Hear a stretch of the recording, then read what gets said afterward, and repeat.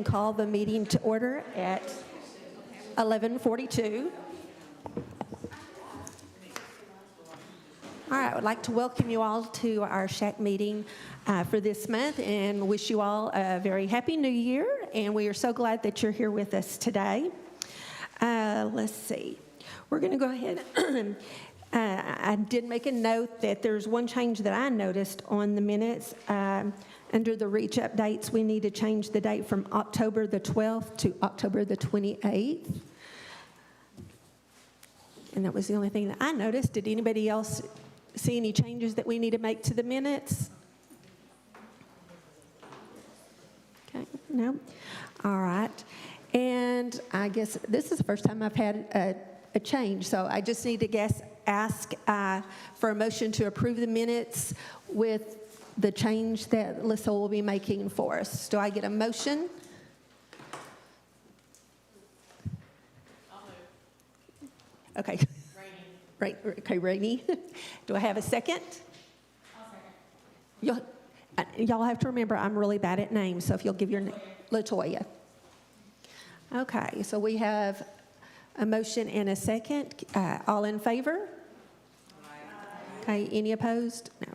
Okay, thank you. All right, and we're going to do an introduction of new members. Do we have anyone here with us today that's new? Okay, we're going to have Rebecca introduce herself. Hi, I'm Rebecca Lockridge, formerly everybody's friendly HB lady. I joined with the art department with Jenny, and I'm the new community outreach coordinator for WISD. Yeah, welcome. All right. Do we have any other new members? On the back row? Yes. You want to sit up and introduce yourself? Yes, I am Julia Cedeno, assistant principal at Simpson Elementary. Oh, awesome. Nice to have you here with us. Thank you. All right. Any other new members here today? All right. Well, thank y'all so very much. It's very nice to meet you, ladies. All right. So we're going to go ahead and start in on some of our updates, and I'll go ahead and give the ones for Reach.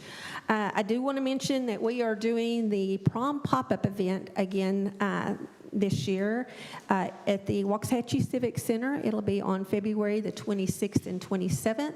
We are accepting new and gently used dresses and suits we could definitely use for our young men.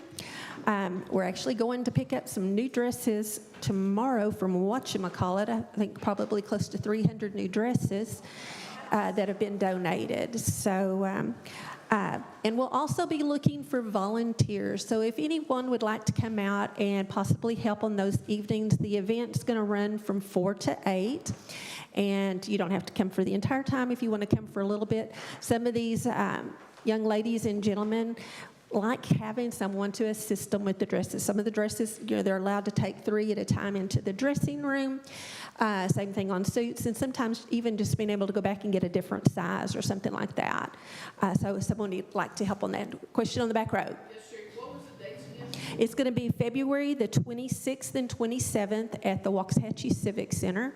And we will be making up posters, and I will deliver those around to our secondary campuses. I know prom is typically juniors and seniors, but it is an opportunity for other students if they want to come in and get a dress. We're not opposed to that. I will mention that they go through education activities when they come in. And we did an evaluation after the event last year, and I was actually rather surprised at how many students said that they really enjoyed doing the activities. And when asked, what they would like to see, one of the things was to have more activities. And it was really cool to see the parents participate in some of the activities with the students, and and on their own as well. So it was really good opportunity, and we had very few that actually left without receiving something. Not only do we have the dresses and the suits, of course there's ties, we have shoes, jewelry, there's makeup and stuff that they can choose from as well. So we're hoping that everybody is able to walk out with something. If nothing else, they get one of the swag bags.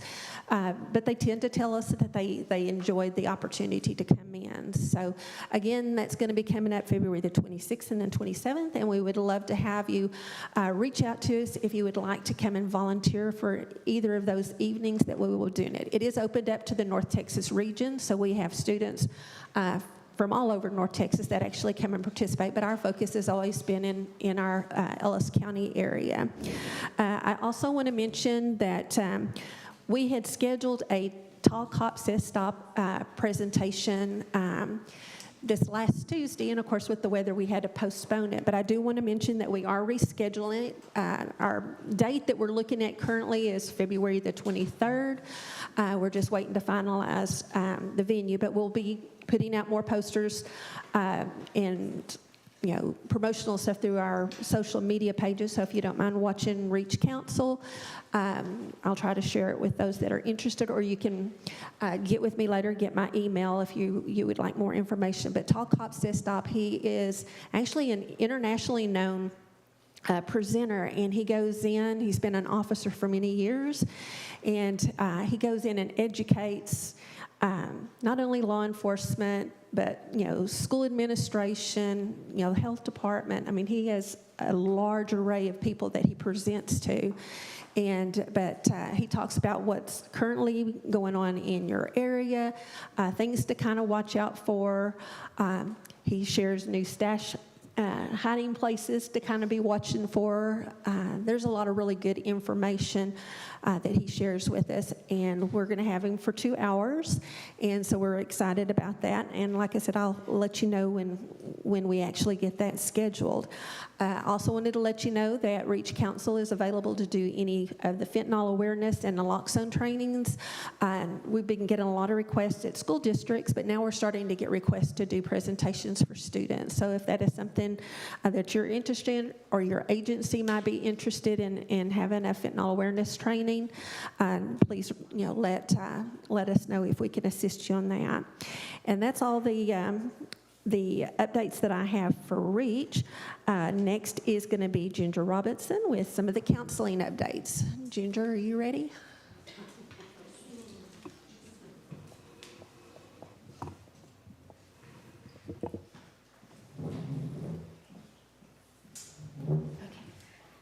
So I wanted to give an update of all of our programming. We get mid-year reports, so this is kind of our snapshot of what we've done for the fall.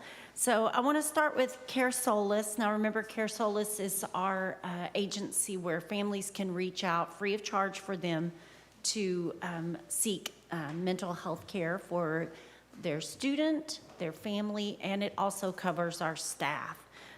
So from 7/1 to, so that'd be August, is that right? July 1st. We started July, but we didn't pick up the programming until September 1st. So it's actually September 1st through January 18th. There have been 41 cases that have been accepted and are being, they found them services. So 41 people have been placed through Care Solace. They've had 2,641 families or staff reach out to them for services.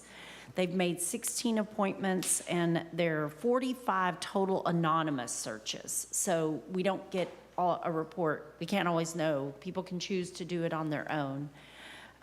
It's saved, they kind of give us a breakdown, but the amount of hours it's saved our counselors up to this point is 64 hours of work that we would do on our end trying to hook up our students with a mental health service. Yep.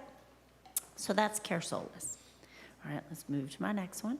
Mind Above Matter. Now, Mind Above Matter is our in-house after-school treatment program that we offer for our students who need therapy outside of past their mental health facility. So it's called IOP and PHP.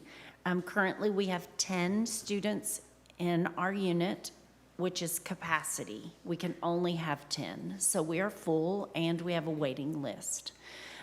We will be able to service most of those before the end of the school year. We won't have programming, of course, through the summer. So we're hoping that we at least get through our waiting list for the remainder of the school year. If we don't, we will, Mind Above Matter will refer those students out to another organization, but we want to keep them here. We want to keep them in our own facility. Next year, I have really, really promising news that we're looking to expand Mind Above Matter. Currently, it only services our 6th grade through 12th grade. We are looking to include 7 to 11-year-olds next year, which would be a 2nd grade to 5th grade. Once you drop below the age of 7, that's more pediatric care, and it's a different type of insurance. So they're really not looking to go below 7, but anything at all, if you know, in our elementary world, we don't have a lot of services. It's not just us, any outside resources. A lot of mental health facilities don't service children under 7 because of the insurance reasons. So we're really, I'm very, very hopeful that I can be able to report that we're going to be able to start taking elementary students as well. And we've got the room for them. We've got, where we've got it set up right now, we have 3 rooms. Our goal is to have a high school room, a junior high room, and an elementary room so that we can service all of our students with their age cohort that's more appropriate. So more to come on that. And finally, next step. So next step is our licensed counselors who come into our schools, work with our students. We have them on all of our campuses across the district. It's so our student, and it's free. It's our students are able to see a licensed mental health counselor without leaving school, without paying for it. It's just a great service for our students who need that one-on-one counseling. So from September to November, this is our mid-year report. It goes through the end of November. They have seen 237 students and have provided 1,091 counseling sessions to just from September to November. So you can see that we are definitely utilizing all of our resources for our students' mental health and well-being. So hopefully I'll have more reports as we go on. Yep. All right. Thank you. That is great news. All right, so next we have the WISD security update with Lieutenant Christopher Dickinson.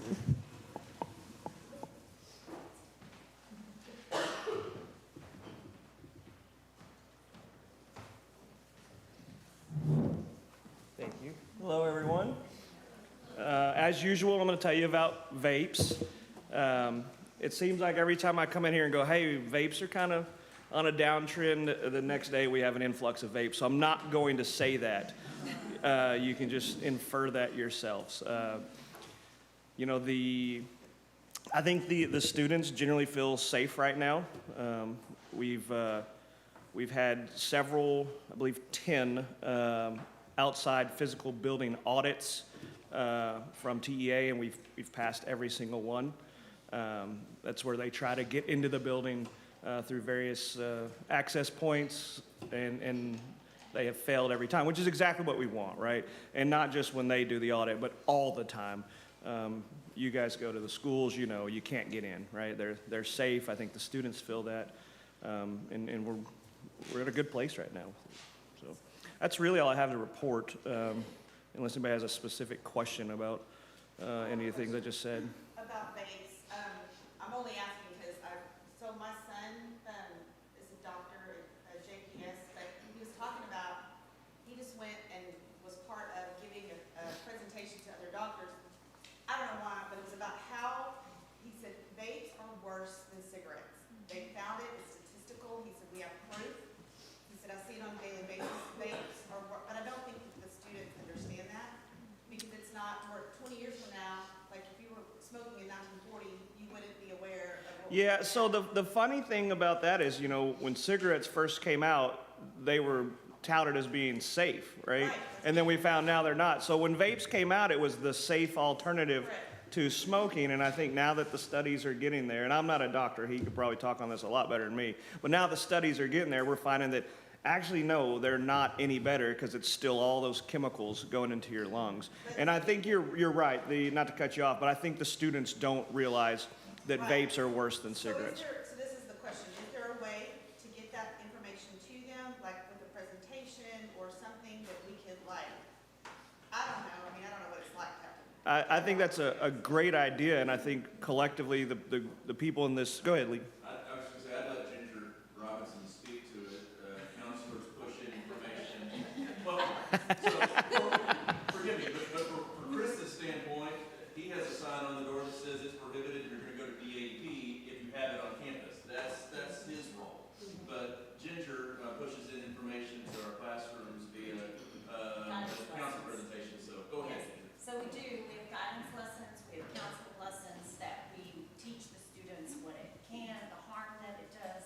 At High School of Choice, DAP, because it's automatic placement now, they actually have a series of videos that they have to watch that talks about the safety and the harm that it does. And they are required to view those videos now when they're sent to DAP, because it's automatic placement. So we found that that was probably something, they just aren't educated enough. So we have used that for an educational piece that they have to watch those mandatory videos. Yeah, and I think that's a great suggestion. Maybe we can work together on something to push it a little farther, to get it in front of them. Go ahead. I was just gonna say that maybe there also needs to be like a social aspect implemented into that education, because with youth, we know they very much so operate in a hot state, and that the health implications aren't always a means to deter from that. Sure. With youth, so a lot of it, I think, stems from social acceptability, so maybe there needs to be some kind of social intervention there too. No, I agree.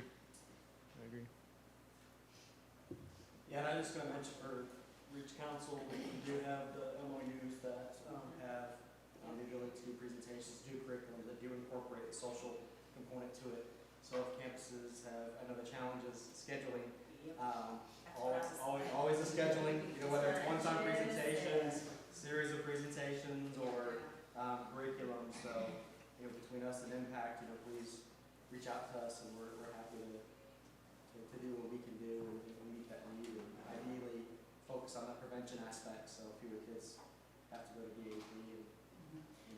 I think that's what people don't realize, the biggest challenge is getting it into the classrooms because of the academic sides of, because in elementary, our guidance lessons are consistently done. Once they move into junior high and high school, it gets a lot harder to get into those rooms, exactly what you're talking about.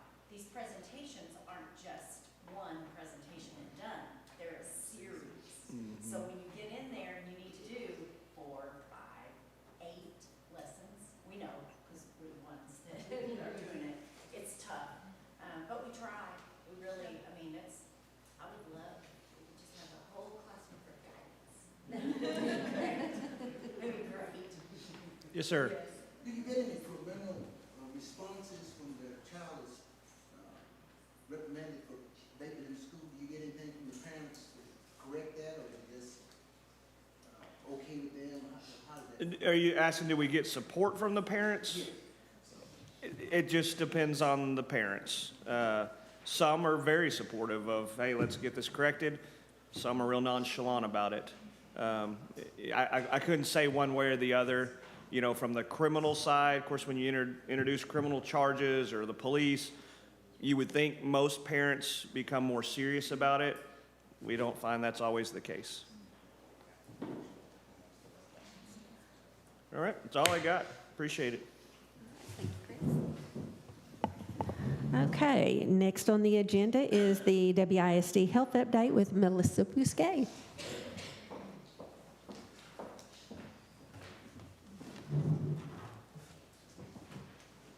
Okay, so I want to echo my Happy New Year to everyone, and also, again, say how much I appreciate everyone taking time out of their busy day to be here. I don't know if you realize how valuable your input is, but it makes a difference. We've got people from lots of different perspectives, and it really, really helps us move forward with what we need to do, and we appreciate that. First of all, we'll go to drug testing, and let me echo what Chris just said about smoking, Reverend Baker, because I've got the same thing when we have kiddos that test positive for a substance. I've got parental reactions that cover the gamut, from parents just being devastated and just crying and crying through the session, and other parents that it's hard to even get them to answer the phone or come to a parent meeting. So just like in every other aspect of life, it's varying degrees of serious. And that, a lot of that has to do with, you know, the individual's own background and perspective. So we all come from a different place, and we bring different ideas, beliefs, baggage, things that affect the way we view a certain situation. So it's a challenge. It really is. But as far as drug testing goes, last month, the month of December, unfortunately, we had a conflict with the junior high testing, and we had to cancel it. So we did not have any junior high testing last month. We have had no positives at the junior high this year. So if that gives you any comfort to missing that 1 month, it will happen this month, I promise, and soon. Yes, testing. Testing. As far as the high school goes, we were able to do high school testing last month. We did not have any positives from Global High School. From Waxahachie High School, we did have 2 marijuana positives. One student, it was a second positive, but her quantitative number decreased. So that's what we're looking for with marijuana, because everybody metabolizes it differently. So as long as that number is going the right direction, we're good, and we consider that a negative. The second positive was a first time. So we will deal with that. So that's kind of where we are with drug testing. Does anybody have any questions on that before I move on to other things? All right. Well, my other thing is basically my SHAC presentation. So I don't know. Do you want me to just go on into that? Because we're ready, and I'm here sitting in the chair. Okay. All right. So to give you guys a little bit of background, we have a process in place with our nursing team, a peer review process. Whenever a situation comes up where there's either something questionable happens, or a parent complaint, or a medication error, or whatever, we start this peer review process. And what that means is there is a meeting of the individual involved, myself, my boss, which is Stephanie Heimbuck, Mr. Avenshine is there, our district physician is there, and then I try to have a couple of nurses from the district that join in, and also a retired school nurse that takes part. So that is our peer review committee. We had a situation come up last month where we had a parental concern due to the fact that one of our nurses did a very brief visual exam of a 4-year-old student. The student was complaining of pain. This was a special needs student, not very communicative at all. Any question you ask the student the answer would always be, I think so. I think so. No matter what you ask them, is the sky blue? I think so. So it was difficult from that standpoint as well. But this student expressed that they were in pain in the classroom, kept grabbing themselves. The teacher brought the student to the nurse's office, and the same thing. The student kept grabbing themselves, saying, owie, owie, that kind of thing. The nurse attempted to ask questions of the student. You know, the student just was not able to give any history at all. So what the nurse did was she did just, with another adult there, she did just a quick look, just to see, make sure there wasn't any bleeding, any swelling, anything that was just very obviously wrong with this child.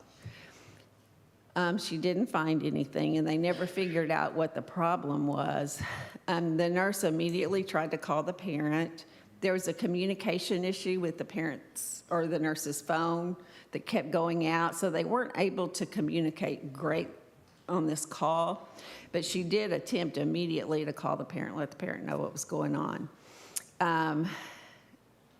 That happened in the afternoon, and when dismissal time came out, the nurse actually walked the student out to the car so she could, in person, tell, it was actually the student's dad this time, tell the dad exactly what happened. So she explained everything to the dad. Well, subsequently, I received a call from the parent who, by the way, as history, this was a foster child, so that kind of colored a little bit, I think, everybody's reaction, from the nurses to the parents to everybody's. So she subsequently called me, and her concern was that the nurse did not call her before doing her quick look, even though she immediately called her after. Oh, sorry. That was mainly mom's concern. Subsequently, she emailed Mr. Avenshaw, correct? And so anyway, through that, because of all of those concerns, we had a peer review process take place as a result of that. I will tell you, through the process, with all these people involved, we did not find fault at all with what the nurse did.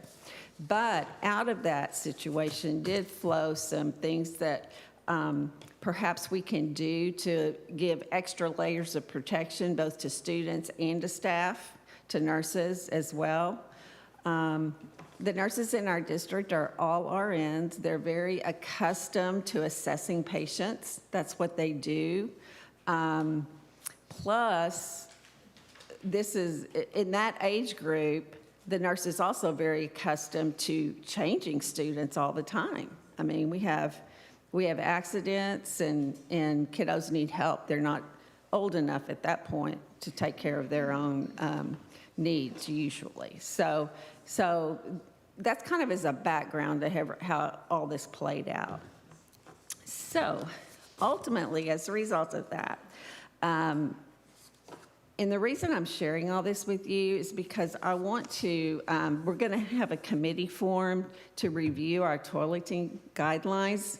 My nurses have already reviewed them and updated them, but I want it to flow through SHAC because I want to get your opinion on it as well. So I would like to form a committee. It'll probably be one meeting unless for some reason we're having a hard time agreeing on things. But I would like for this committee to review our guidelines and make sure that it has the SHAC stamp of approval as well. So out of that meeting, number one, we talked about having perhaps a consent form that's included in the registration packet where parents actually give consent for nurses to deal with toileting issues. So at the outset, there's permission there for that to take place. The second thing that flowed from that process was we asked our district physician to write an order. And the order, I can read it to you what we have. The order, back up, sorry. We have standing orders that our district physician provides for us every year. Orders for like Tylenol, ibuprofen, all the things that we do in the clinic, we have an order for. If we don't have a standing order for it, we don't do it, unless the student's specific physician gives us an order. So as another layer of protection for our nurses, we asked our Dr. Arar to create an order for us. And the order is, nurses will evaluate urgent complaints such as pain, injury,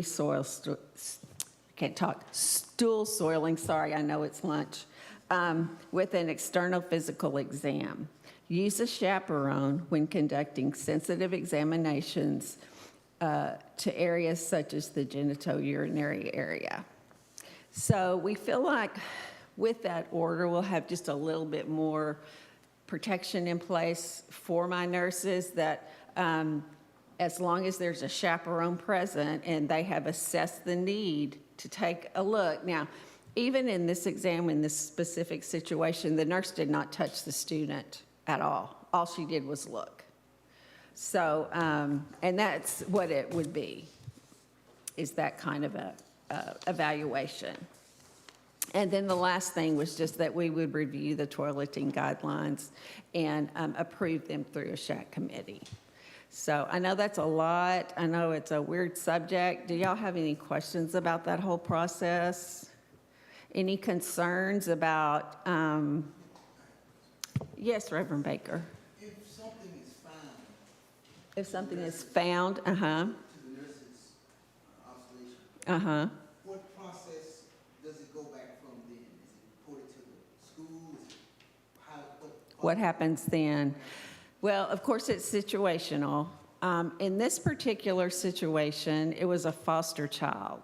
So all the nurse knew, or all the staff knew, was that this was a foster child. We have no idea why this child was in foster care or anything like that. We don't know what this child had been through. Maybe nothing, maybe something. We just didn't know. So that's kind of a tough situation. If you found something on a child, a biological child, or a non-foster child that was concerning for sexual abuse, your first instinct is not going to be to call the parent because we don't know who the perpetrator is. So at that point, the nurse most likely would notify me, and then I would talk to Mr. Avenshine, and we would figure out the best way to move forward if we felt like there was something glaringly obvious going on with this child. If there's an articulable suspicion of abuse or neglect of a child, we're going to Yeah. refer that to law enforcement and CPS. And CPS, and CPS first. is that in the guideline? Pardon me? Would that be in the guidelines? That's our requirement for everybody. Yeah, that's a law. Mandatory reporters. Yeah. Everyone works for Waxahachie ISD, so just blanket, if we believe that there's an articulable suspicion of abuse or neglect of a child, we will always be dealing with our appropriate authorities, CPS and law enforcement. And then at that time, we would rely on law enforcement and CPS to tell us what to do next as far as notifying the parents. It's a sad truth in our world that we have to worry about things like that, but we do. So, any other questions? I know this was a lot I spilled at you. Yes, Christy? How is that different than with a foster child? It probably really isn't different with a foster child. If we saw something, we would immediately report it. But knowing in our heads, that could be old, or it could be the reason they're in foster care or whatever.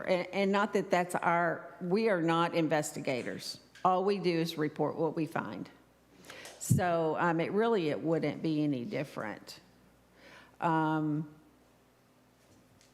You're right, it really wouldn't be any different. It's just more of what kind of goes through your mind, and your concern is probably heightened if it's a foster student, but what you do as a result is no different.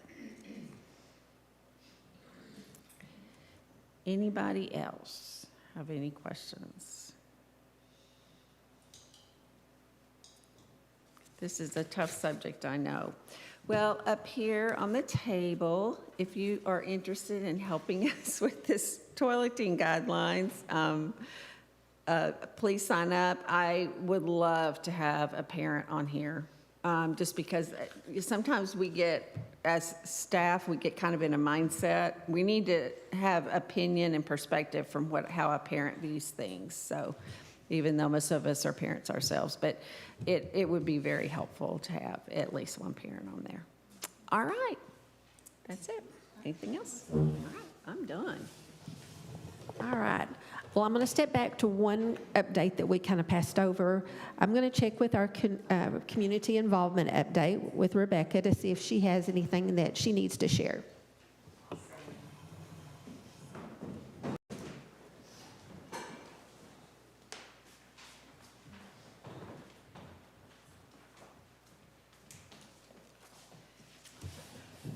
Not a super great act to follow, but hey, it's all good. We're here for the greater good and the betterment of all students, right? So it's necessary. So thank you again and for the warm welcome earlier. I'm excited to be here.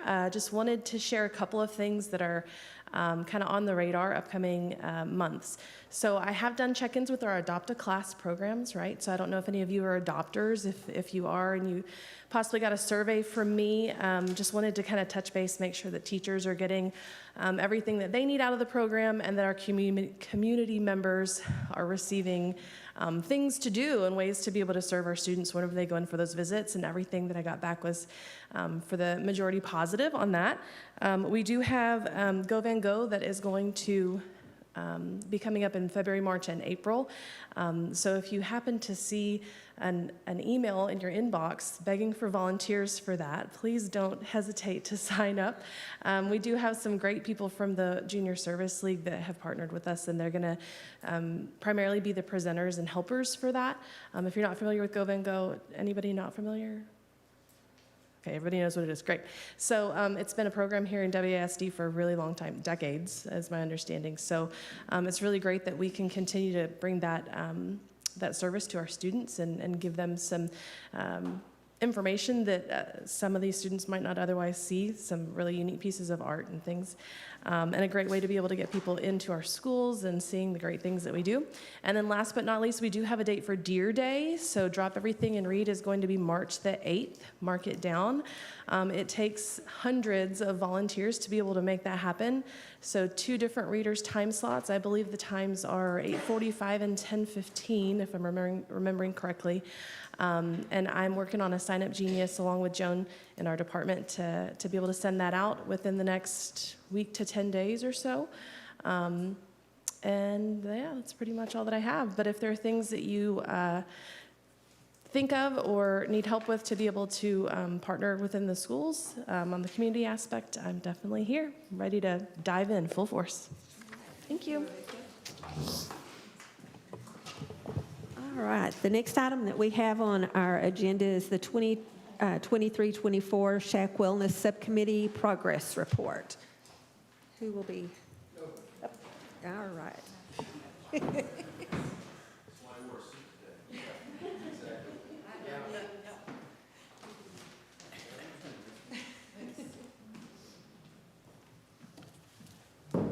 With regards to the SHAC Wellness Committee, the subcommittee that's been meeting, we've met 3 times. The first one was really more of a plan of action of how we were going to do things and start doing the various work that we're required to do for this triennial update. We've met 2 more times since then. We've gone through the entire plan and made some updates and some changes, and we're getting those loaded in right now, getting those updated so that we can bring that back to SHAC at a future meeting for your approval.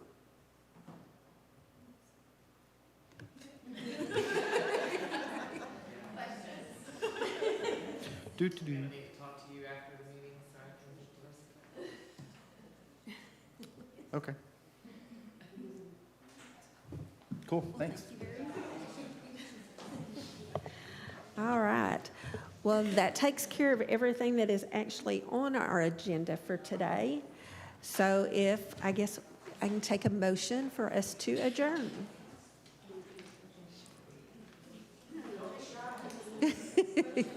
Okay, we got it. State your name for it. All right, so we have a motion to adjourn, and I'm gonna, do we need a second for that? Okay, so we need a second for that. Okay, Amber, okay. All right, and a vote. All in favor? Okay, thank you. Y'all have a wonderful day, and we will see you at the next SHAC meeting.